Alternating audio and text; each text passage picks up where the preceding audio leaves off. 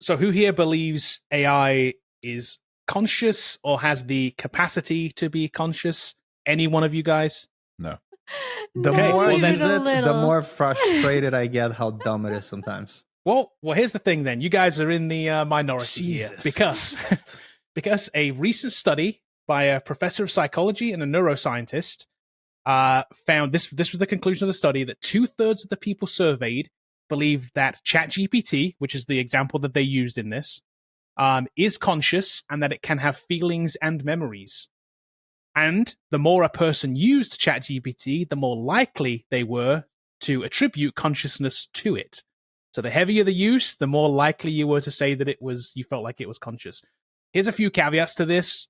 You've got to read past the headline in this, because this is where the caveats come in. This was a study of 300 people, so small sample size. General public adults in the US that they got a cross sample of. It's multi-age, multi-gender sample. So of general public people. Is US only. And it makes me wonder, when you have a sample size that small, how honestly people answer those questions. So it skews one way or another. The other thing is, the conclusion that they came to was basically what they said was, anybody that they gave you a scale of 0 to 100 to answer these questions. Okay, so you were asked whether you thought that ChatGPT was conscious on a scale of never ever is it conscious 0 to yes, it's a full human conscious 100. So anybody that answered above a 0, they counted in that 2/3. Yeah. So basically what happened is Skewed. 1/3 said no way. 2/3 said, well, maybe 1% we think it's conscious. Sure. So the summary of the article feels a little bit like clickbaity to me. I don't think it's really that 2/3 of people surveyed believed that it was conscious. That doesn't ring true to me. It was a very small number that were at the very, very end that said, yeah, it's human-like, it's conscious. But yet they start with, survey shows most people think LLM. Exactly. Such as ChatGPT Because it was can more experience. than 0. I was about to say, maybe it's anybody who has an AI girlfriend, probably, Probably thinks it's falling conscious. a bit in love. I She can see loves how me. that happens. I She tested totally out the loves me, it's applications. I started getting, upset.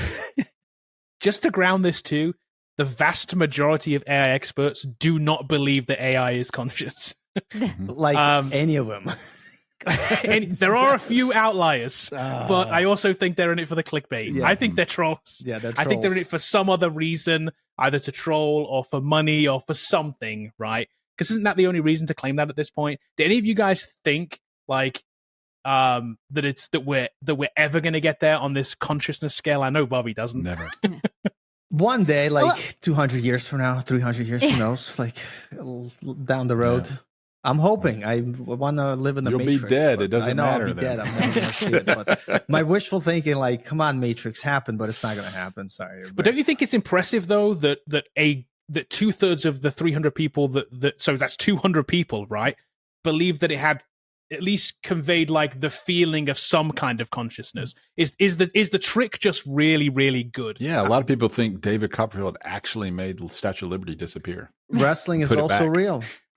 Put it I back. mean, I'm gonna get so much hate for that. I love wrestling. I watch it all the time. Go Hulk Hogan. My favorite back in the day, because I'm young. I was born in the '80s, so I'm just Roddy context of Piper. that. I remember him. Yeah. I think it just shows how crazy the hype is, that most people don't see the reality of where AI is, but they just see what the hype is, and they base their feelings and opinions based on the hype. But it was the more that they used it, Yeah. the more conscious they thought it was. So it has this correlation of usage versus I don't your buy feelings it. about it. I used it way too much, and I'm just this is Jesus Christ. I'm with you. I feel that feels like It's it. the To opposite. me, it feels like it goes the other Yeah, way. definitely Yeah. It goes feels the other less way, yeah. like it's conscious the more I use it, because I'm like, well, that was dumb. I can tell you, I've How been did it using do that? GitHub Copilot pretty much regularly every day for the last 6 months. And I started teaching our latest cohort 4 weeks ago, and I turned it off because I didn't want it in the way while I was teaching. And what I've come to the conclusion is I don't miss it whatsoever. I don't miss it whatsoever. The completions were kind of good. Sometimes it's bad. It just works better like it is. It's clean. Listen, ChatGPT I may be in the didn't wish minority me of happy that. birthday. Yeah. That's it. I that's it. I think the whole study really shows, like, at the root of it, that most people don't understand what ChatGPT is. And I think that is a large number of the population that just don't understand what ChatGPT is and does. So they see that it's a language model. I mean, they don't see that it's a language model. And they just think it's coming up with these like words. No, it's like putting words together that it thinks is going to answer the question. It's not like responding to your question. And so, like, that's where I think a lot of people are getting like hung up, is they're just like, oh, it's talking to me, it's responding to me. No, it's like just programmed to find words that like match what you're saying. Yeah. We had the guy, don't forget, from Google who a year or so ago now, maybe 18 months ago or something, that quit because he thought like Google was mistreating the AI because he thought he was conscious. Did you see that guy? He just wanted some attention. He wanted friends and attention, not judging. So I just want to highlight this other comment too that we had on one of our previous videos. Makes sense.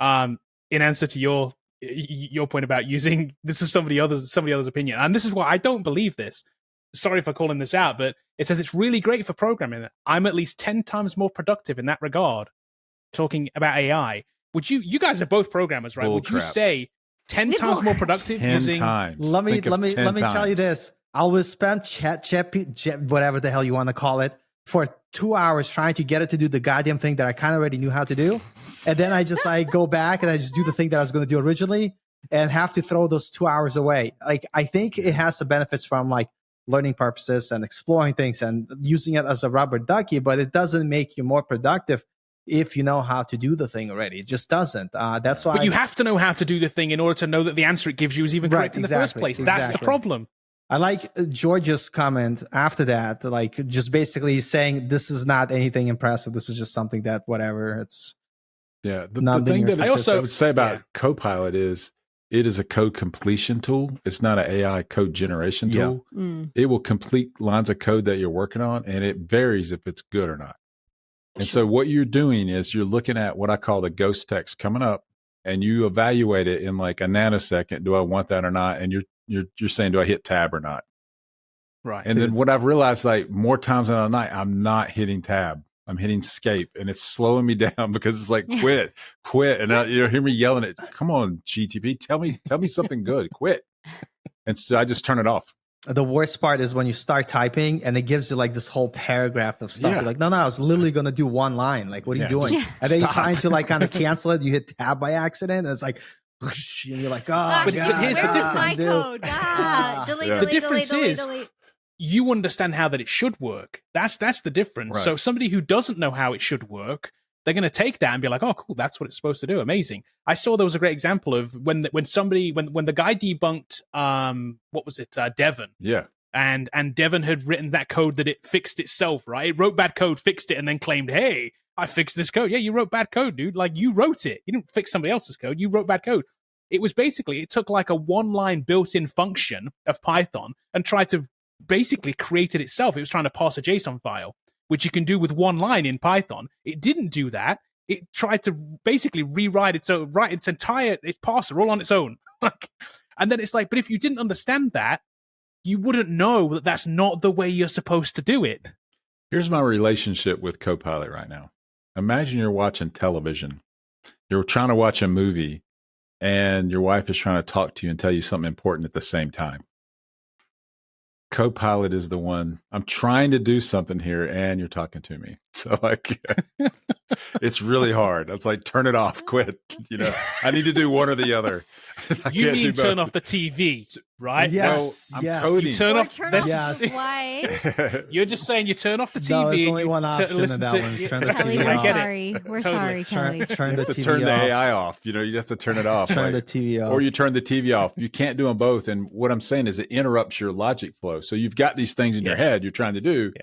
And like Paul says, suddenly it inserts a paragraph of text and you're like scrolling. What did you just do? Like, quit, stop. Control Z.